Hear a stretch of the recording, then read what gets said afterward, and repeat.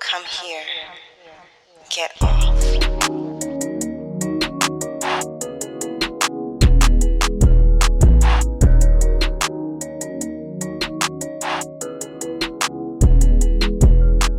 Hey Keith, fuck these niggas up. Is that what he said? I think so, yes. I don't know if you be fucking niggas up anyway. Take Keith, you will always have a place in my heart for that before I let go. Nonetheless, hey y'all, welcome to this week's episode of The Turn On.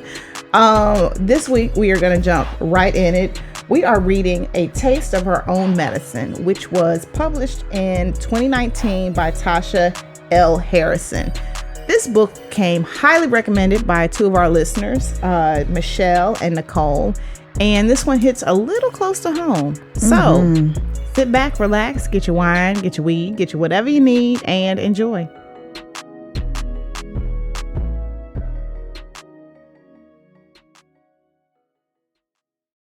A Taste of Her Own Medicine by Tasha Harrison. The hand between my legs shifted to cup me more fully, the heel of his hand creating a delicious pressure against my mound. I rolled my hips and a bright spark of pleasure made my eyes roll back in my head. Poor baby, he whispered. Your tight little pussy's still aching, huh? This kind of talk, this dirty talk, I always thought it was silly. I wondered how it could be sexy, but I swear, when he asked me about my tight, aching pussy, all I could do was nod. I know it is. I'm aching for you too. He shifted in his seat and his right hand grabbed at his dick. I watched him, mesmerized by the way he handled himself, wondering if he wanted me to handle him that roughly. I was never rough with Eric. He didn't like it that way. But could I be that way with Atlas? Hey, he said softly, drawing my attention back to his face. What were you going to do to me when you reached for my pants by the falls? He asked. Now that the moment passed, I suddenly felt shy about my thoughts and actions in that moment. I didn't really think it through. I just wanted to feel you in my hands. He grunted. You still want to? And just like that, with that simple suggestion, my palms tingled, wanting that intimate caress. Yes, I said with a nod. I want you to. Can you? He begged. Right here? I asked, glancing around. It was dusk and the parking lot was full of cars, but no one was walking around. Right here? Upstairs? I don't care where. I just need you to touch me. I don't think I can spend another night like this. We kissed again and I felt him tremble when my hand rested on his chest. He was practically vibrating. Right here, I said. I can't go upstairs with you. If I go upstairs... He nodded, understanding the things I left unsaid.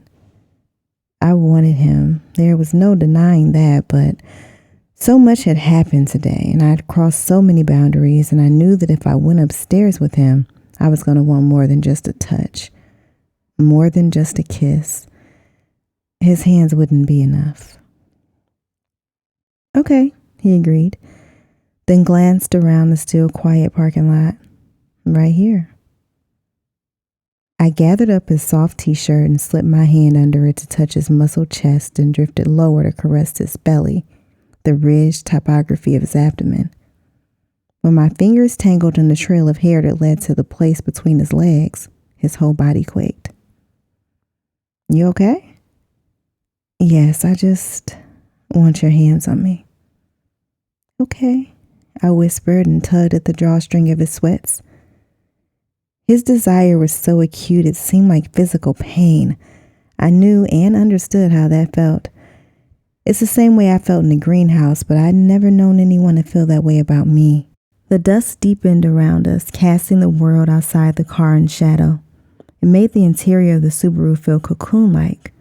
Condensation formed on the windows, adding to that secretive intimacy as I reached into his pants. He was big and hard in his pants and pulsed when my knuckles skimmed the silky fabric of his boxer briefs. I broke away from the kiss to look down at him. to watch myself reach into his boxers and take him in my hand. He was smooth and velvety soft against my palm. Atlas hissed and lifted his hips to tug down his pants a little further. His dick, now free of his constraints, leaped into my hand. I closed my hand into a loose fist and drew it up his length. "Oh, God, Sonia," he breathed. His head fell back against the headrest. I looked at him. God, he was so damn beautiful. His eyes were closed and his thick lashes made dark shadows on his sculpted cheekbones. He rolled his hips, urging me silently to draw my hand down his thick length and back up again. He swallowed, and I tracked the way his Adam's apple bobbed. I had no idea what I was doing. It'd been more than a year since I'd even touched a man intimately, and I'd only ever been with my husband. "Hey," I whispered. Atlas opened his eyes and looked at me. "Show me how you like it." I drew my hand up his length again. "Do you like it hard or soft? Do you want me to put my mouth on it?" "Shit," he cursed, and his dick grew harder in my hand as if that was even possible, and a bead of pre-cum formed at the tip. I leaned over and lapped it up. "Jesus, Sonny. Show me how to please you," I begged softly. His big hand closed around mine, tightening my grip, then drew both of our hands up and over the fat, wet tip of his dick. On the downstroke, he thrust upward, forcing himself through my clenched fist. The sight of it was so erotic that my pussy clenched, releasing a gush of moisture that dampened the crotch of my leggings. Needing him inside of me in some way, I wrapped my lips around the tip of him again, and he whimpered. "Like that?" I whispered. "Hard but slow like this?" I asked, squeezing him and drawing my hand up over the tip.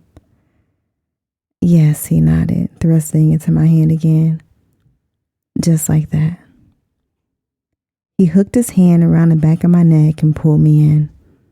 His kiss was deeper, hungrier, more reckless. It took all of my willpower to keep my pants on, to keep my ass in my seat, to keep from sitting on that beautiful dick in my hands. Atlas grasped at me, kissed me hard, then pulled away to watch, seemingly torn between wanting me closer and wanting me to make him come. I pulled away to take him in my mouth again. I've never felt so compelled to suck a man's dick before. To see this strong, devastatingly handsome young man come apart because of me. I teased him, sucking hard on the tip, and every time his hips lifted the tiniest bit. Thrusting deeper into my mouth, I knew what he wanted, but I waited until he asked for it. "Please, Sonny," he begged. His hips rolled upward again. "Please." I moaned and swallowed him down, taking him in as deeply as I could until his cockhead hit the back of my throat. "Oh, fuck, Sonia," he moaned loudly. "Fuck." I looked up at him. He was gone, lost on the edge of bliss from what I was doing to him with my mouth. Baby, I'm about to come." I hummed, closed my eyes, and took him in deeper. "Oh, fuck, you just gone." "No, baby, wait, no."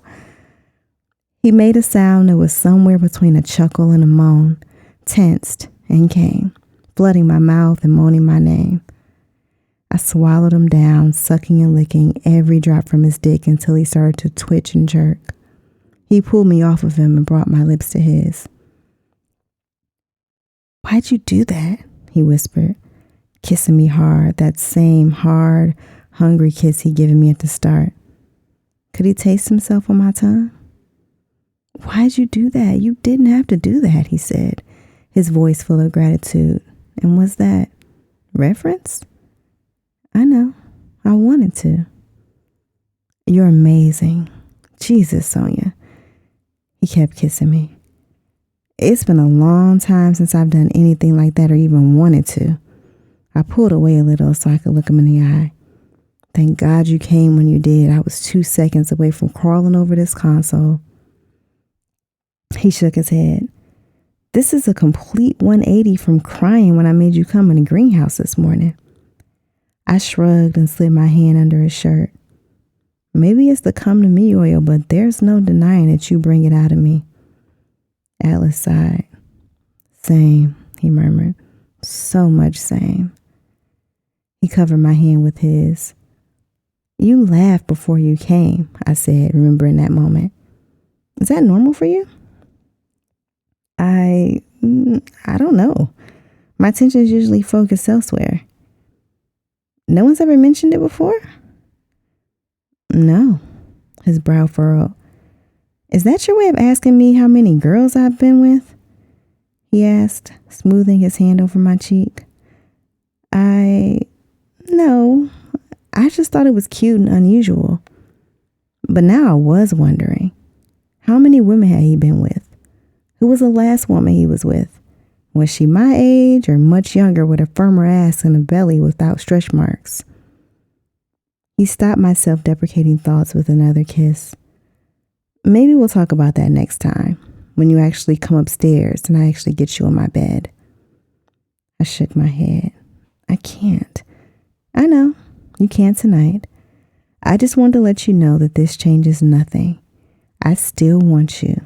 So don't go home and lay awake all night, recounting every minute that we spent together today, looking for the one thing that you did that might have turned me off. Only one of us needs to do that. I rolled my eyes. You did nothing wrong. You mean except come in your mouth after you sucked my dick for like 3 minutes? Was it only 3 minutes? Atlas nodded and looked a little sheepish. I glanced at the clock when He rolled his eyes. It was 3 minutes, maybe 4. And now I'm humiliated. Excuse me while I tuck my flaccid dick back in my pants. Atlas. I reached for his hand and laced my fingers into his. It doesn't really matter how long you lasted, especially since I can still feel you so big and hard in the back of my throat. Jesus, Sonia, he said for the 3rd time this evening. He brought our joined hands to his mouth where he grazed his lips across my knuckles. The look he gave me made me squirm in my seat again. Maybe all of this dirty talk wasn't so silly.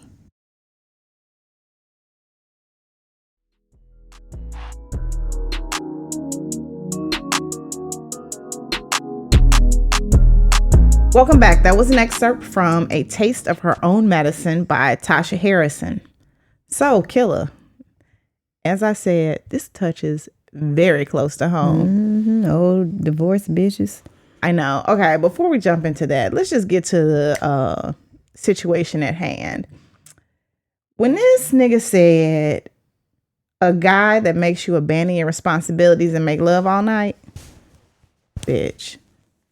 Like, it flashed back to like those times where you like meet a guy and everything's sweet and y'all go and have a night of fun, and then like 2 days later you emerge from his house like, oh shit, the sun's so bright. Exactly. Your girlfriend's like, bitch, where you been? That line just like touched a nerve in my little horse spirit. I was like, ooh, I remember that. So we had a moment of appreciation for our good friend dry humping.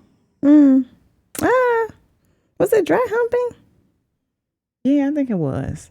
We said people gave up on dry humping. Oh yeah, before first season. Yeah, bitch. Yeah, you was there. Yeah. With the woman who's with the older man. Yeah. Yeah. So, bitch.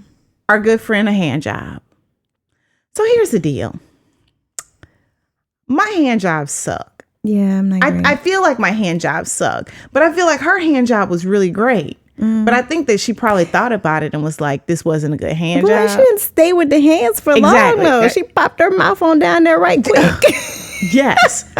But I mean, like, which is also my experience. Yeah, exactly. You never really you never do a hand job to completion. Right. I'm sure people do. I just don't think I have, but that's because I don't feel like it's a good, but I have been told that I'm good at it. Yeah. But it don't feel right. I think the problem is that you really got to use lube. Spit is not enough because it's just on your hands and it's not continuously coming like when it's in your mouth. What? continuously coming. What she said. Yeah, so I appreciated the whole scene. Just reeked of like divorceness. Because like, don't you remember when you first start dating post divorce? It is a lot like, for me, it was a lot like dating, like when you're first dating, like you got to be home at a certain hour, curfew, because you got to go relieve the sitter. Or y'all sitting out in the driveway. Next thing you know, you giving a hand job and a hand in the car. That is a thing that has happened. Right? Yeah. I hadn't really thought about it that way. It definitely is returned. It returns to, back to like, oh, we doing this shit all over again. 9 times out of 10, if you're anything like me or Killer, you had a mama. My mama was Kenrya. After me, who you going out with? Tell me your whereabouts. Drop a pin for your location. So, this book itself. Oh shit, we didn't give the background story of the book. Oh damn, we jumped all into it. That's okay. We'll do that right quick. So, okay, it stars Sonia and Atlas, who, of course, is aptly named because he has strong shoulders and he can bear the weight of the world on them.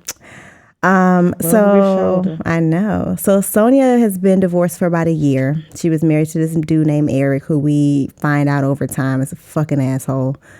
And she has 2 kids who are in high school. And she has decided that she wants to start a business because she needs to support herself outside of the business that she worked on with her husband. She basically helped him build his business.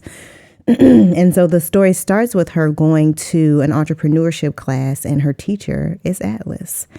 And when she meets him, she loses his shit because he fine as hell.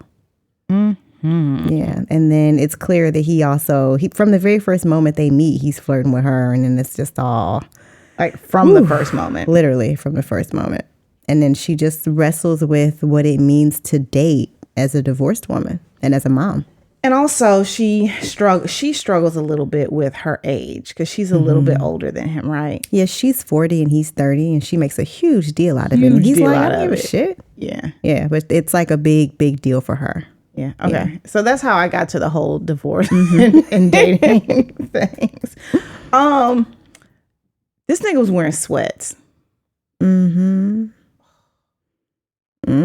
I love some sweats. Not only how they look, but like, because you can see everything. They're easy access when you're like doing nasty things. You can just slip a hand down there because ain't nothing worse than like having a nigga have to lift his hips to unbutton some button down fly jeans. Still, it's like their thought wear.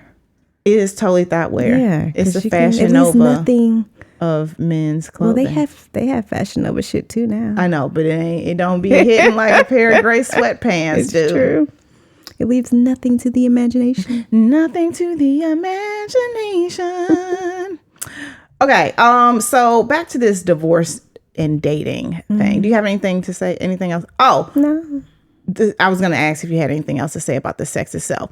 So I love giving head. You love giving head. And this scene explains like why good head is good head, because it's not even like I want to please you. It's like, no, I need to have this in my mouth right now. Yeah, it is. It's like, and I think for folks who don't love it, like that's the part that's missing. Yeah, is that they don't. For me, it very much turns me on. That is foreplay for me. Yeah, it's like a part of me getting ready. And it seemed like that was also a part of her getting ready. Yeah. Yeah. But then there's that other part that we talked about on the show when she was like, to see him like lose himself, that abandon that comes with it. That's a huge part of it for me. I like the control aspect of all of that. Yeah. Yeah. So so Tasha explained that really well. Very well. Yeah. And it was just so like beautifully written. Like, no, I need to taste this right now. So, and when he was saying, I need to feel you on my body. Like I need to feel you touching me. Oh, man, this man can talk some shit. Like he definitely has the gift of gab. And I am just... And won her over to that. Like, the reason that we started and ended the excerpt where we did is because it starts with him talking shit. And she's like, I ain't never really, I always thought that shit was silly. And then by the end, she's like, well, maybe. maybe this works. I think it's well known here that I like to talk. I like to sex talk. I think I could probably be a phone sex operator. Like I love a good talk. And yeah, it's kind of corny. Like if I'm like talking to you right now, but in the moment, bitch, it is delightful. Y'all here charming niggas out they pants. Be like, come on, lift up them hips, pull them panties down. Men hate it when you call them panties. I like to do it just to make them angry. It's funny to me. Take them panties off. Take them panties off.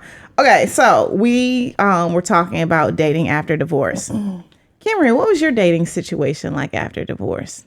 Walk us Messy. Through it. So I went straight from divorce into a pseudo relationship with an old flame. I think a lot of people do that though. Yeah, I mean, it's easy.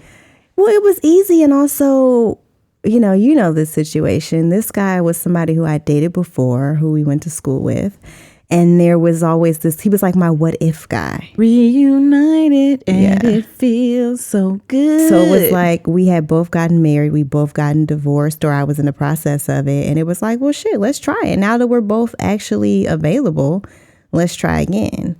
Shit got messy. A lot of stuff happened. ... Yeah, and it ultimately did not work out. But I thank God for that because it brought me to a better place. But so then after that, I was by myself for, I didn't start trying to date for like a year and a half. I was just really focused on my own shit. And then one day I was just like, was this self-imposed or was this I just was like, I don't want to be bothered. Yeah. Nigga, you had a fast. Oh no, before that. Oh, okay. No, that was before that. You were trying to prompt me. Yeah, I'm trying to get you to. Okay. There was a year of me just not being interested in dating. I think it was a year. And then I decided to go on the apps, got my ass on Bumble, started dating. It was not great. Catfish by dudes who posted pictures 15 years younger than they were. All kinds of shit. Jackhammer dick. Lots of. When was the fast? I'm getting to the fast. I think the fast was before. It was that, not. Though. No, it was not. Okay, sorry. Sorry, y'all. I'm really on some like, girl. Okay, yeah. So I had a few months of Bumble dating that were not great, and then I went on a date with a guy. And had a panic attack. Like not on the date, but I got home. You don't remember this? This was the nigga who we went out to eat and the roach was crawling on the table at the Senegalese spot, and he just like brushed it off and kept eating. And I was like, nigga, you eating with your hands. What is happening? Anyway, so went on a date with that dude. Got home. It was a day off, so we'd done like a lunch date, and I was like, oh, this would be cool. Do a little lunch date, come home, lay on my couch for the rest of the day, and I had a fucking panic attack.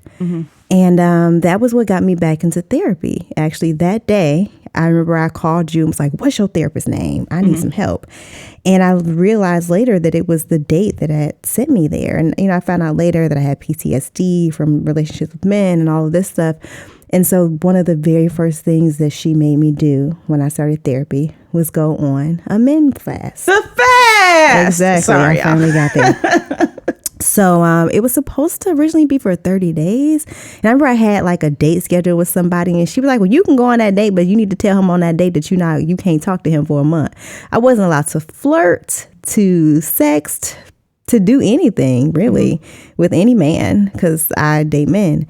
And a month turned into 3 months, which turned into 6 months. Yeah. And then so at the end of the 6 months, after a whole bunch of work, she said that I was like ready and sober around, the shit that made dating not great. And then I got back on the apps and started dating again. And it was a lot better because I was making way better choices. I didn't give niggas chances, honestly, is what it came down to. I had a set of criteria and really strong boundaries that I had built that allowed me to be able to better, it gave me a better picker. Basically. So were you dating for relationships or dating for fun? I was dating for relationship. I knew that I was ready after having done all of that work that I wanted to find someone that I actually wanted to build with. Yeah, so I was out there looking purposefully for somebody who I could see myself with. Okay. Yeah. So we're here. This is called The Turn On. We talk about sex. Talk about the sex during this time. There wasn't a lot of sex during that time because so I was breaking it down to my partner. We were just kind of talking about how dating was as a woman on the apps. So let's say I talked to 10, I matched with 10 people. Maybe of those 10, maybe 4 of them would make it off the app to like a phone call. And then of those 4, maybe 2 of them would make it to a date. And then I would go on a couple of dates with one of them. One of them would make it past the first date. And then I go on several dates with another one. And then we would end up fucking. And then either it would work out or it wouldn't. So it wasn't a ton of sex. It's like a funnel, like a narrowing down of people before I got to the ones. And I didn't mean I waited a long time to have sex with them, the ones who made it through. But the quality was just not there. And because I was dating with a purpose in terms of actually trying to find somebody who I actually like beyond just fucking, hey dog, there wasn't a whole lot of sex. Yeah. Not that second time around. Okay. Yeah. What about you? What about the first time around? There was some bad sex, and there was a couple of instances of great sex, and one nigga who I was the second time around, who I've talked about before. I feel like he was probably really into domination, but wasn't honest about it and upfront about it, and so I felt that he was trying to hurt me in the course of having sex without us having had a conversation about it, which made things not cool. Yeah, but even the dominant guys that I've dealt with, it wasn't I've dealt with dominant men, not sadists. Right, and I think he was ultimately a sadist. Yeah, and which is fine, but talk to me about it. and I don't mind a dominant man. I don't want to say this. Yeah, right. So, but when I called him out on it, that's when he ghosted me. So. But that's cool. How was sex the first time with someone other than your husband? Sorry, my eyes closed. It was amazing. It was so good because it was the what if guy. So we hadn't had sex in years before then. So it was like all this pent up energy. And because we'd had sex before, we both knew each other's bodies already. So I still remember what worked and he still remembered what worked too. It was fucking fantastic. Good. Yeah. Good. All right. So tell us about your post-divorce situation. Post-divorce, I initially, during my separation, I reunited with the old flame. And it was good. We had a good long weekend. We literally locked ourselves in a hotel room for a weekend and had some good nasty sex. So that was great. And then once I actually like said I want a divorce, I think I filed, after I said I want a divorce, my therapist put me on a fast. And mine was 60 days. Was it 60 or 90? I think it was 90. It was 90 days. But it got longer because you ended up coming off after. Oh, it just started way after mine. Yeah, okay. Yeah. But you finished after I did. Yeah. So it was a 90-day fast, and I literally would I couldn't, because I flirt like I talk like I flirt with everybody. I'll be on the phone with the Verizon tech and I'll flirt. So it was really difficult. But it was good. It was good to kind of clear my mind and my brain of boys. Sometimes I get boy crazy. And so it was good to not have that as something I'm thinking about as I'm trying to figure myself out. Once it was time to come off the fast, I definitely was planning a grand opening party, we remodeled and come in, take a look, first 5 people in with a coupon gets in free kind of thing. But it didn't quite happen like that. It was just okay, this is, I can do it, and I haven't found anybody to do it with. We put you on Bumble. No, Yes, we did. That wasn't until December. I came off fast in August. Oh, right. So It was January 1st. Yep. So I came off a fast, and one of my girlfriends who always knows somebody who knows somebody introduced me to this guy that was traveling a lot, and oh man, served great dick. It was great. Like, I travel, meet him in the city, we have a good long weekend of just nasty fucking, and then we go on about our business. It was fun.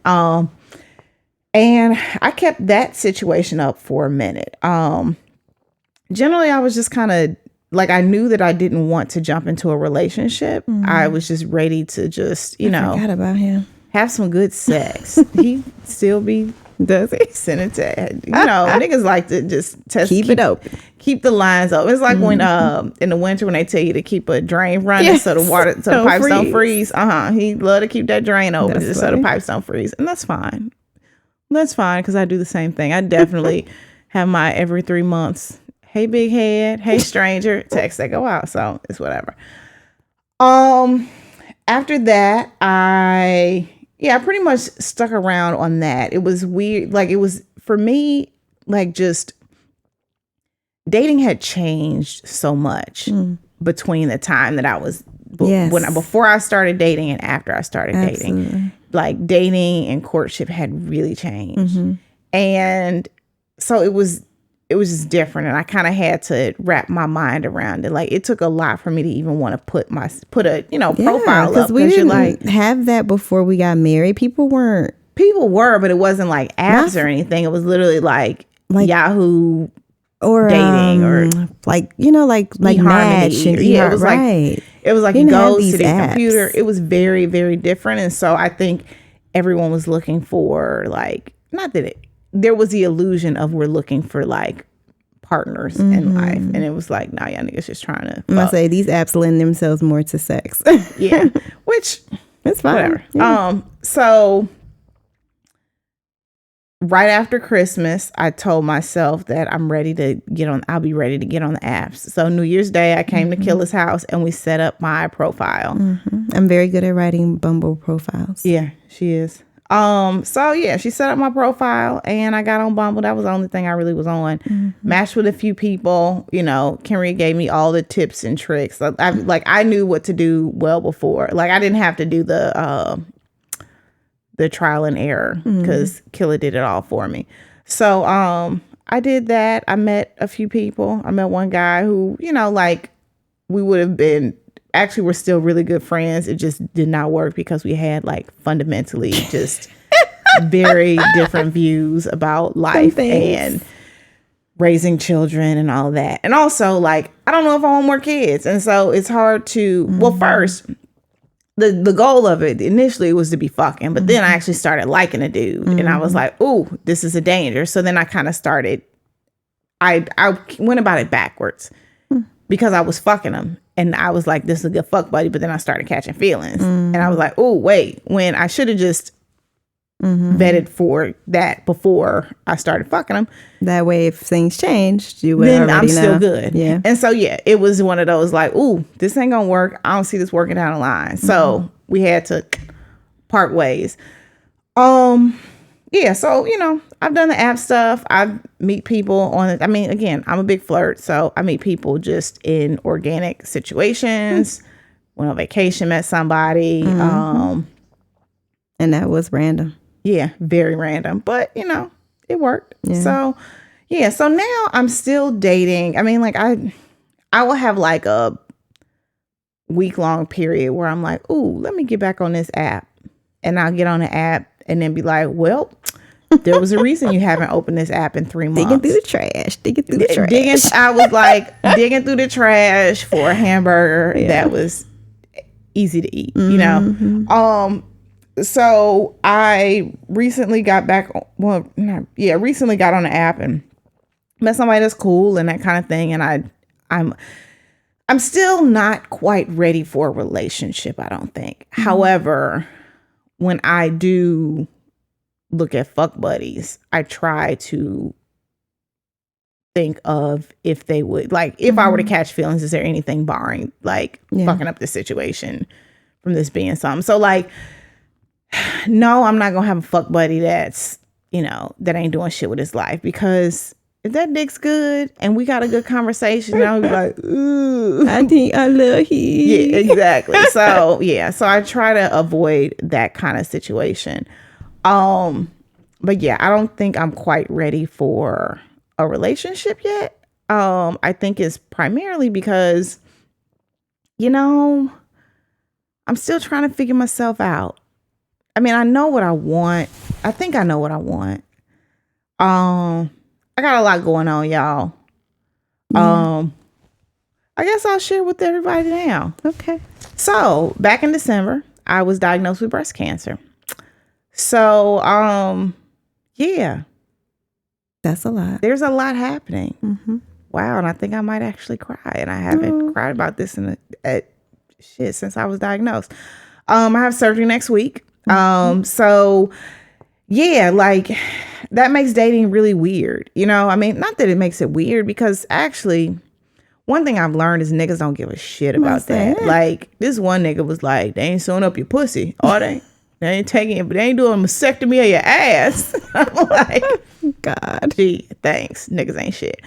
But at the same time, like, I'm about to undergo like a very long process. Mm-hmm. And most of the guys that I'm dating, even the guy that I like literally met like 2 weeks ago, is like, you cool, I'm cool, let's see what happens, so I'm lucky in that extent. Nobody's like, holla at you later. Yeah. And if you are, cool. Bye. Yeah. I completely understand it. But I think with all of that's going on, it's difficult for me to focus on building a relationship with that takes a lot of energy. Yeah. So, I mean, like, I have people that I'm dating, and maybe if they stick around, that'll show, like maybe something will be revealed in the healing process. And like there's some like grand gesture that I'm like, I can't be without you, But, yeah. So I don't think I'm quite ready for a man, because right now I need to be my own partner. Mm-hmm. And I need to be, from what I understand, treatment and recovery is going to require like a inordinate amount of selfishness on my part. And it would be wrong to like drag somebody brand new into this and make, because it's going to be all about me. Like, one of the things that's very difficult for me to accept right now is receiving the outpourings of help and love from everyone. I mean, I know people love me, yada, yada, yada. But it's been very difficult, like, just having people, like, I literally just had a girlfriend text and say, hey, I'll come over and help with laundry. And I'm like, bitch, like, no, and so I think it's a wrong foot to start out on in a relationship, for it to be all about me. Like, I don't think that I'm going to be able to. You also can't force people to do things. So it's not as if let's say with this person who you just met, if it turns into something and he's here just as things are getting tough, you're not forcing anybody to do any fucking thing. Yeah, but these niggas got free will just like you do. Yeah, I think that it's like, I feel like relationships are supposed to be reciprocal. It's not a. Well, see, we talked about equity versus reciprocity. Exactly. But I think you're right, equitable. Mm-hmm. And I don't think that there's any way that I can be inequitable. Well, I guess I could. Ebbs and flows, boo, ebbs and flows. Yeah. I just feel like going into this, I have to make it all about Erica. As you should. And either somebody deals with that or they don't, but you can't force them to do it. So. Okay, bitch. Fuck. Anyway, so. Man, I'm like, fuck that. Yeah, so that's where I am with like the dating thing. I'm still having really great sex. Like, these titties have been on a world tour. Lord, they have been on a world tour. They deserve, as do I deserve. But yeah, so it's been an interesting ride post divorce. I think that I'm a very different dater now. Mm-hmm. And I mean, what helps? What makes you different? My picker's better. I am comfortable saying what I want and what I don't want out of a relationship. I feel like once you've been, at least for me, I know what it feels like to be like stuck in a relationship. Well, feel like you're stuck in a relationship where you just stuck and you trying to live and be somebody you're not supposed, you're not who you aren't.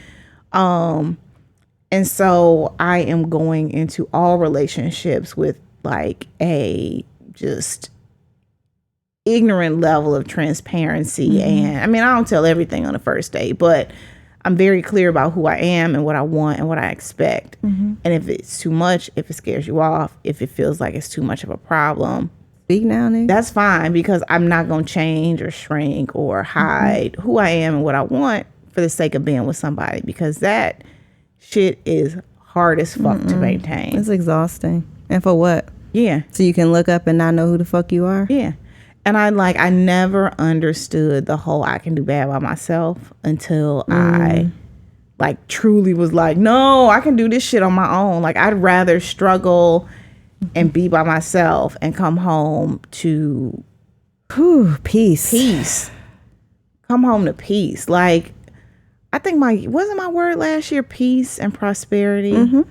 Yeah. My word last year, each year I pick a few words for the theme of the year. Last year was peace and prosperity. And I definitely found peace. Like, even like thinking about all that happened. I think I told you this before.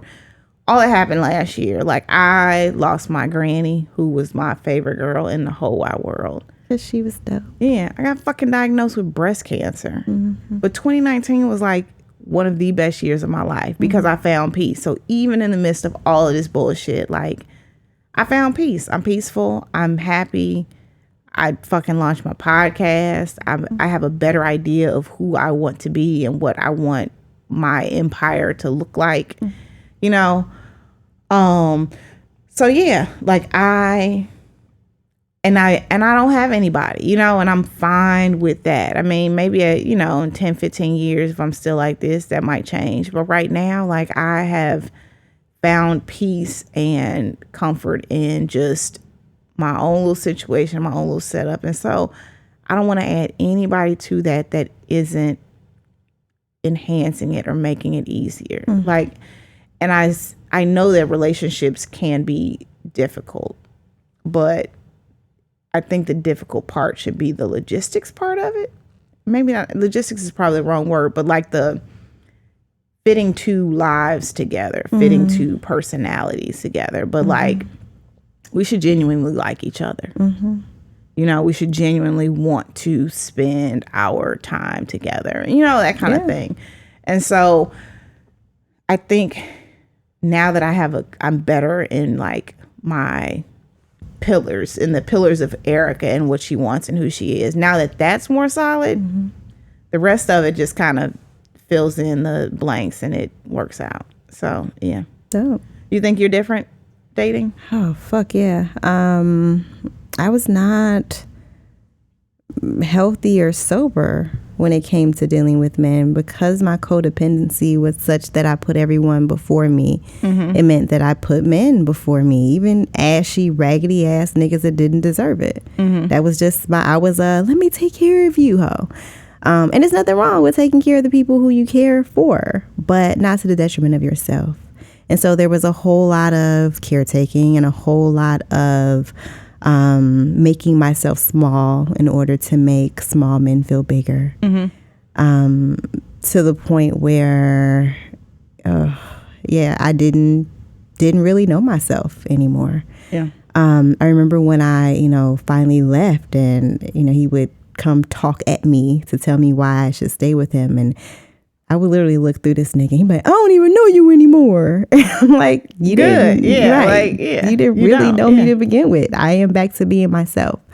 And so that has made me better post that. I think one of the most important lessons that I learned and that made me better when it came to dating is the lesson that you can always leave. Yeah. long before I left my ex-husband, I wanted to leave. I had cause to leave, and I chose to stay because I thought that people deserved no, not even that. I had convinced myself that everybody deserves another chance, and that may be true, but not on my back. Yeah, but I didn't know that. I didn't say I got to give you that second chance. I wish you and your new girlfriend the best. Exactly. Yeah. But I stayed and then spent a whole bunch of time just waiting for him to fuck up again so I could leave. Because I felt like I had made the choice to stay with a nigga who cheated on me. Ooh, I didn't know that, but oh yeah. Like literally, I'd be like, just let me catch you. Let me catch you, yeah. And it's so like, well, why do where is this rule coming from? Yeah. Right, some shit that I had imposed when I literally could have just woke up one day and been like, you know what, fuck you and fuck this. Mm-hmm. And when I got to the point where I realized I could always leave, that changed literally everything, because not just in relationships, any kind of a bad situation. Yeah. Even, I have anxiety, and like going to new places fucks me up. Remember, we were just talking about this when I was going somewhere when we were out of town. And I had to remind myself that if I didn't like it, I could turn around and I could leave. Yeah. But it had been so ingrained in me, and I think in a lot of Black women, that you have to try, you have to give somebody another chance. It's up to you to keep things going and make him happy and blah, blah, the fuck, blah. And so it made it easier when I started dating, because if I didn't like some shit a nigga said on the phone, I would get off. I would send him a text that says, we're not a good fit. I wish you well. That's what I would always text niggas. Mm-hmm. And then I would block them, because I don't owe you an explanation. And I would move on with my day and with the rest of my life. And so it made it so much easier for me to put myself out there, because I realized I didn't have to stay anywhere I didn't want to be. Yeah. Yeah. So one of the things that I do, so my little codependent self, part of it is codependency, but part of it is just, this is who I am. I'm a little old Black lady. Like, I turn into a granny when my friends come over, because I want to make sure they ate. I want to feed them. I want to cook for them. So when I started dating, one of the rules I gave myself was like, no cooking for these niggas. Right. Like, no cooking for them until they like earn being cooked for. So did you have any rules like that? I never let anybody in my house. That was a rule that my therapist and I actually set up rules for how to keep me sober with dating. So people had to prove that they were worthy of coming to my home. I also did almost exclusively daytime dates, because they had to prove that they were worthy of me getting a sitter and like arranging and being away from my child. So I would meet folks on my lunch break, like, that made it easier for me, again, that I can always leave. There's a set amount of time attached to something. I'm not letting anyone into my own space. They weren't in my vehicle. They weren't, they didn't know where I lived. It made me feel safer in that way. And so in that respect, I didn't cook for anybody. I like to bake for niggas and everybody. But they would have to like earn the baking and all of that shit. Yeah, I think those are probably the biggest ones. Daytime was really important to me. I didn't want to give anybody the privilege of having my very precious nighttime hours. I think the only person who I went on a first date in the evening with is the person who is now my current partner. Yeah. That's it. And you didn't have a kid that weekend, so it wasn't a hardship. It was literally, we had been planning a date for the following week during the day, and then her dad actually got her, and I didn't have anything to do, and I was like, hey, let's meet up. And then it just went from there. Yeah, that dating as a mom thing is a whole nother beast. I'm really lucky because my ex and I have we have a really decent schedule. And so it allows me to have a lot of flexibility. And because I have such flexibility, I try to not date on, like the days that I have him. I do break it occasionally for like, if there's a concert or something, or something like that. But I try to kind of keep our time. But that, and babysitters ain't cheap.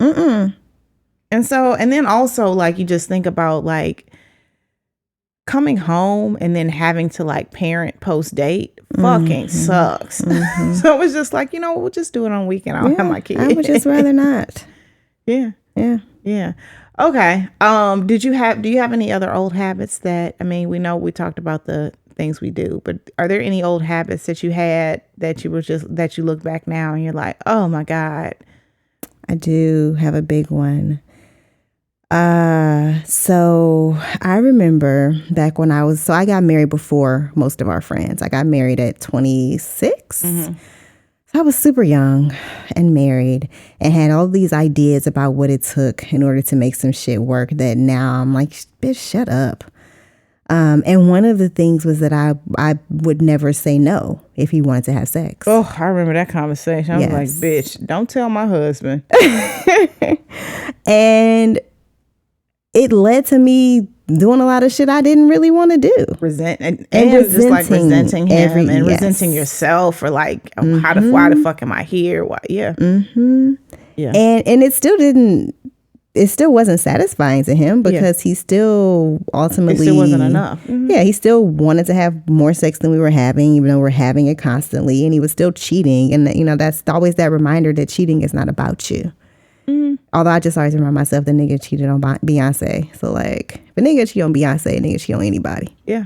But so that was I contorted myself in that way. And toward the end, like maybe the last year that I was married, I finally was like, fuck you. Like, if I don't want to have sex, I'm not having sex. It's not fun for me. It's not going to be fun for you because I'm not into it. So, no. We all hit that. We all hit a point. Like, looking back, there's a moment in our marriage where it's over. Like, it's over before you know it's over. Yeah, it's over before you know it's over. And I remember my point was where I was like, okay, well, you're going to live that way. I'm going to live this way. And I knew your shit was over a smooth year before. Yeah, exactly. Yeah. And that was when I was like, okay, you do. I was like, this is how I'm going to feel comfortable being in this marriage for the rest of my life. You live your way. You do what you want to do. And then I'm going to live my way and do what I want to do. And should we overlap from time to time? Then bonus. Then great. And it's like, how the fuck is that a marriage? Like a marriage, a forever partnership? Like, but yeah, like I definitely thought like this was my way of reconciling this decision I made. I was gonna say fucked up decision, but this decision I made that ended sourly. Yeah. Yeah. And so one of the things that has come up for me now as a person in a really healthy relationship is that I sometimes catch myself feeling like I need to have sex when I don't necessarily feel like it, because I was so used to being with a man who literally I found was counting how many times we had sex, was if I could tell we were going to have a bad day because he would like ignore me in the morning. He was a narcissist. They, are manipulative. But it would be because he felt like we hadn't had sex the night before. And so he would pout and act like a child. That pouting shit, like I cannot stand a passive aggressive person. Yes. That's one of my biggest pet peeves in the world. It makes my teeth itch. And it's crazy because I was dating this guy and he was passive aggressive as fuck and would like, and I'm like, yo, like, is there a problem? We good? No, we fine. But then he like a little pissy bitch. So then I gotta ask again, like, we good? Well, I was really upset about, what? We did that shit. I can't read your mind. We did that shit twice. And I was pissed that we even got to it twice because we're adults. Like, let's be adults. Let's be like 100 about it. And there shouldn't be anything that I do. I mean, I shouldn't do something and you be if you can't fucking tell me, yo, you hurt my feelings, or I'm feeling a certain kind of way, or hey, it would have been nice if I got some head. Like, you probably won't get any, but nonetheless, like, we should be able to say something to one another, and if we can't, then why are we together? Exactly. Like, you literally had your face in my booty hole. Your whole tongue was in my booty hole, but you can't tell me you pissed about something. And so it was just like, you know what, bro? I'm good. I'm good, love. Enjoy. And looking back, I was pissed at myself that I even allowed it to get that far, because I should have seen that like pouty, passive aggressive shit. I can't. We see the flags when we see them. Pouty nigga. I mean, I think that's one of the things for sure that I know that makes me a better dater now is that I see them flags. And I don't just see them, I heed them. Because it used to be like after I was married, then I could see them, but I would just tuck them away and not do shit about them. Or I might even say something, but there was no intent. It was so he could talk me out of the flag. You know what I mean? Yeah. Now I'm like, nigga, this is a problem. Either this changes or that changes or I go kind of a deal. And it's not even on some angry shit. Like if I tell you this is a problem, you're like, no, but I really like this. Okay, that's great. And I wish you the best. Like the dude that I was talking about, like, we're great friends now. We talk regularly. We keep in touch. We do stuff together. But it's because, look, you ain't for me. I ain't for you. But we cool. You're able to be honest about it. Yeah, like, let's be honest about it. So, yeah. I mean, I definitely feel like when I first divorced, I was on this, I'm going to forever be the fast auntie. Auntie Erica will never be married. And then I sat down with a group of women, most of which were on their second marriage. And they were just talking about how great it is because they were better at defining what they want and saying what they want and saying, this isn't what I want, and just more in tune with themselves. And they were saying how great their second marriage is and the people that they're married to, that they were married to are. And it's because I think because they did the work. And I mean, this was a small group of women. So I know women on their third and fourth marriage, so obviously they didn't catch it. But I think now I am more open to the idea of a second marriage, but it's got to be damn near perfect. I mean, I know perfection don't exist. I know that there's it's work, but there are just certain things. The conditions have to be right. Yeah, the conditions have to be right. Yeah. So, on that note, I think that wraps us up. Okay. Thank y'all for joining us. Thanks for joining us. This is Erica and Kenrya, two hoes, making it clap. This episode was produced by us, Erica and Kenrya, and edited by Ballistic. The theme song is from Brazy. We want to hear from y'all. Send your book recommendations and all the burning sex and related questions you want us to answer to theturnonpodcast@gmail.com. And please subscribe to the show on your favorite podcast app. Follow us on Twitter @TheTurnOnPod and Instagram @TheTurnOnPodcast. And find links to our books, transcripts, guest info, and other fun stuff at theturnonpodcast.com. And remember, The Turn On is now a part of the Frolic Podcast Network.